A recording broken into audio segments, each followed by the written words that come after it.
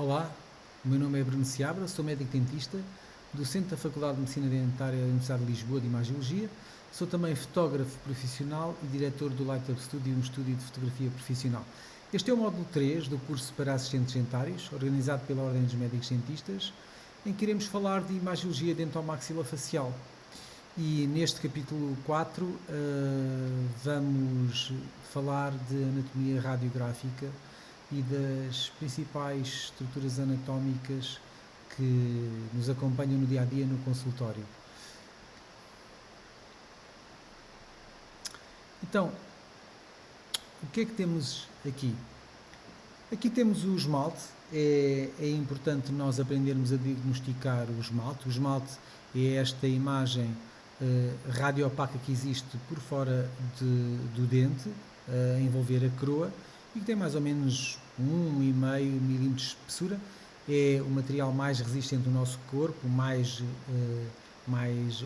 calcificado, e por isso a sua imagem também é mais radiopaca, quer dizer que é opaca à radiação, não permite que a radiação passe. Então tem esta imagem, se quiserem, mais branca e que envolve o dente, que aqui tem o seu contorno, contorneia verde. Depois temos a dentina. A dentina é toda a parte interna do dente, que vai desde a raiz, é toda esta parte aqui que vai desde a raiz e que chega também à coroa e que é muito importante e que é mais viva, menos calcificada, por isso não é tão radiopaca como é o esmalte e pode ser muito bem também observada e isolada. Depois temos a junção amelodentinária. A junção amelodentinária é esta linha que une o esmalte, amelo, e a dentina, por isso a junção amelodentinária. Vamos ver na patologia, que é muito importante depois para detectar as cáries, nomeadamente as cáries oclusais. Pronto, então a junção amelodentinária é esta área aqui que está identificada. Depois temos a cavidade pulpar. A cavidade pulpar temos tecidos moles, por isso não temos tecidos duros. Temos a cavidade pulpar aqui, que está na coroa, e depois continua para os canais radiculares que vão ter ao ápex do dente. Geralmente temos uns cornos pulpares nesta zona, que são estes biquinhos que existem aqui, que correspondem aqui, correspondem à imagem das cúspides. Por isso, quando existe uma cúspide, a polpa sobe um bocadinho e faz o que a gente chama de corno pulpar. Então, isto é a cavidade pulpar com a câmara pulpar, que é aqui na parte da coroa, e depois com o canal radicular. Os canais vão variar de dentro para dentro. Eu podia dizer que a maior parte dos premolares tem um canal, a maior parte dos molares tem 3 canais, uns têm 2 raízes, outras têm 3. De qualquer maneira, na radiografia sem perfil, nós vemos aqui perfeitamente os canais radiculares. Por isso, o que é que nós vemos também a seguir? Vemos o cemento? Não, na realidade não vemos. O cemento é uma entidade que existe por fora da dentina, nomeadamente nesta zona, mas geralmente não se visualiza.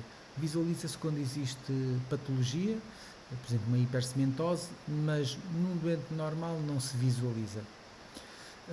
Depois temos o espaço de ligamento periodontal, que é muito importante, por exemplo, no diagnóstico de uma doença periodontal. Que é o quê? Novamente, o ligamento periodontal é um tecido mole, por isso o ligamento periodontal é como se fosse um amortecedor que está por fora do dente.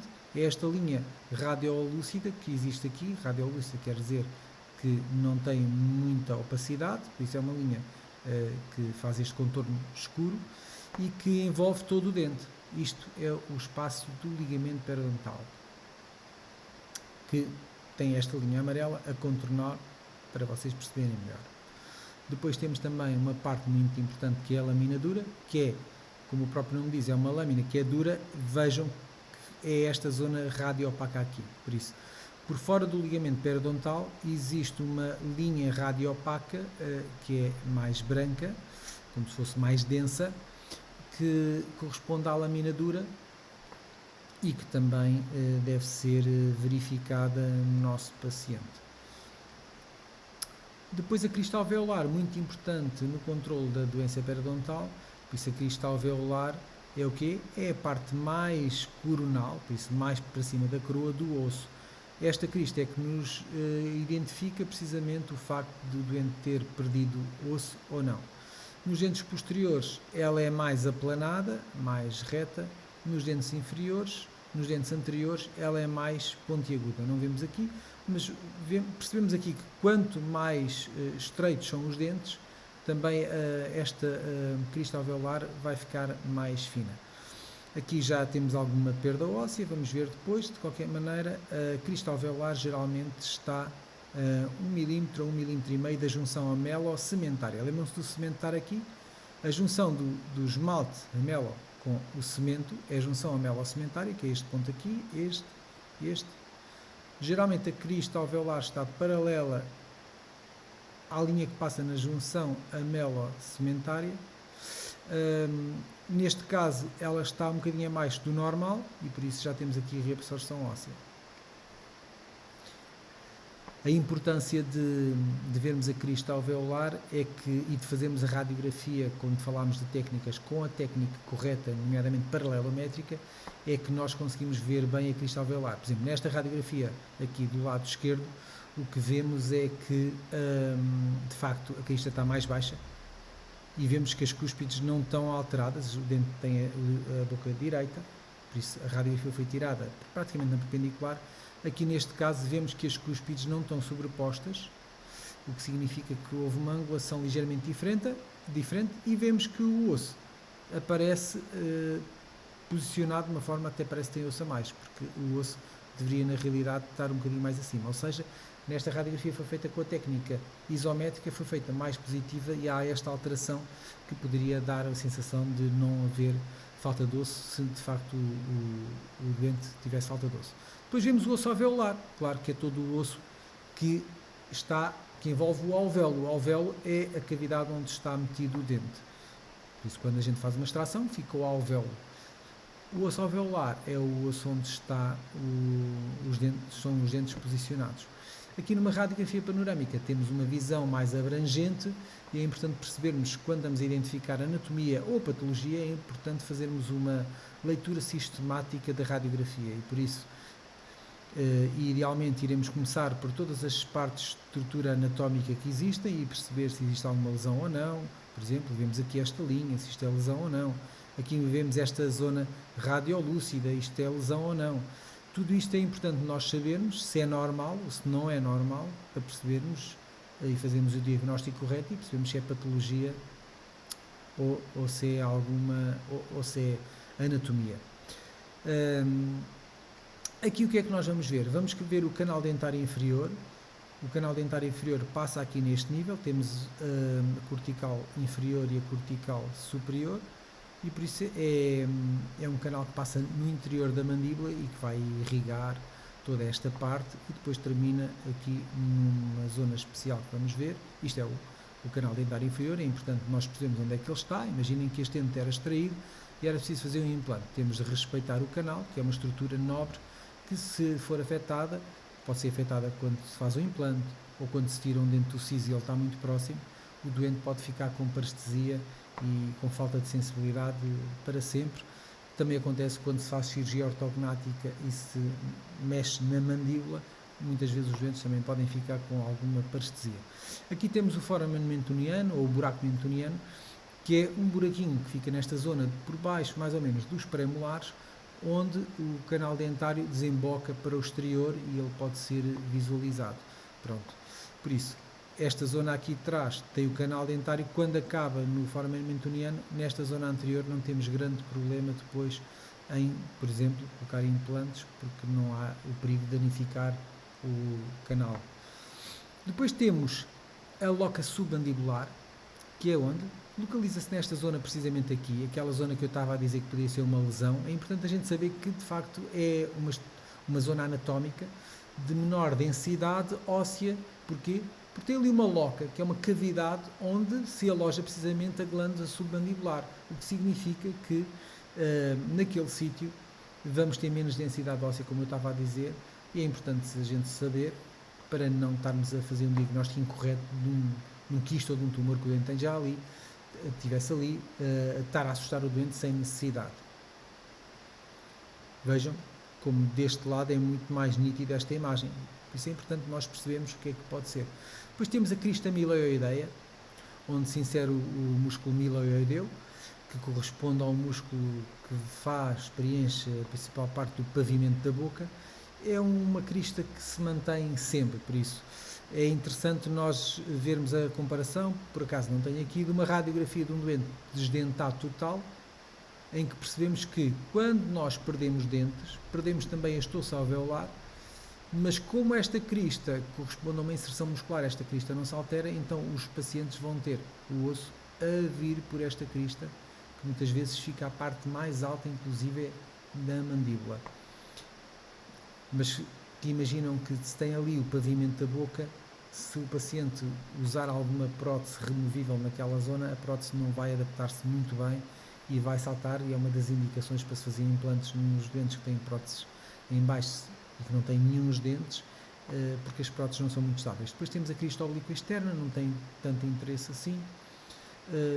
Depois na articulação, não é na articulação, desculpem, no resto da mandíbula temos aqui a apófise cornoideia, aqui temos depois a chanfradura sigmoideia e ali atrás depois temos o côndilo, e este sim é importante nós percebermos onde é que está, para percebermos se há alguma alteração na sua superfície óssea e na relação que tem depois com o temporal, onde articula, para fazer a articulação temporomandibular.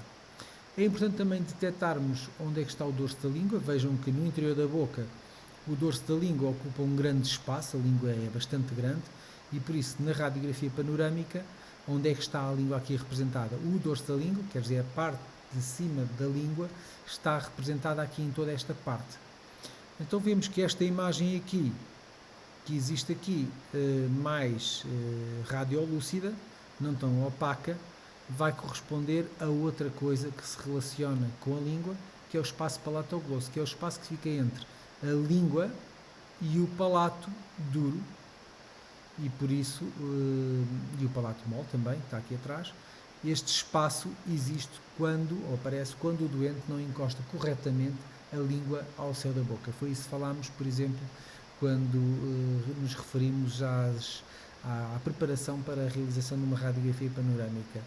E neste caso vemos que existe aqui este espaço radiolúcido por cima do dorso da língua e abaixo do palato duro e do palato mole que está aqui atrás.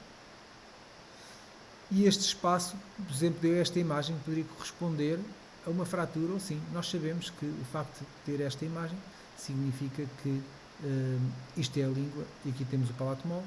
Conseguimos perceber que aqui a língua não ficou totalmente encostada ao céu da boca, o que pode dificultar a observação, por exemplo, do ápex destes dentes. Por isso, uma das indicações ou das recomendações para se encostar a língua ao céu da boca é precisamente para que estes dentes tenham mais contraste e nós consigamos diagnosticar a parte do ápex. Aqui não vemos, por exemplo, não conseguimos ver se tem alguma lesão ou não, porque a língua não fez de filtro, e a língua ali vai servir de filtro. Espaço palatoglosso. Depois o espaço nasofaríngeo, que fica na parte atrás do palato mole, e depois temos que é nesta zona aqui, e depois temos o espaço glossofaríngeo, que encosta a língua na faringe, aqui nesta parte mais posterior também. Por isso temos o nasofaríngeo em cima e o glossofaríngeo ou orofaríngeo mais abaixo. E pronto, vamos só agora falar um bocadinho também, já não faz parte da boca, mas nas radiografias panorâmicas a coluna cervical pode ter alguma interferência. Nomeadamente também falámos isso no posicionamento e na sua importância, porque nós queremos que a coluna fique o mais direito possível. A coluna vai-se observar nesta zona, aqui na parte central, ela observa-se aqui atrás, aqui nem se observa muito, mas ela iria observar-se aqui atrás, lateralmente. Mas esta imagem aqui, mais radiopaca nesta zona, corresponde também à coluna cervical, à sobreposição da coluna cervical. E é importante também sabermos isso. Vejam, a coluna cervical está ali atrás. Depois temos o ocioide, que fica um bocadinho mais abaixo, mas também aparece na panorâmica e poderia confundir-se com qualquer estrutura, parece um dente que está a sair por aqui. Isto aqui de um lado e do outro é aquela imagem que vimos do osso anterior, que é o ocioide, é só um osso, mas aqui aparece com uma imagem projetada de um lado e aparece com a imagem projetada do outro, do mesmo osso, e é interessante também observarmos isto, o osso hioide. E pronto, a parte básica da anatomia acabamos, espero que tenham gostado, e vamos passar agora com sucesso para o 5º capítulo de patologia radiográfica. Até já!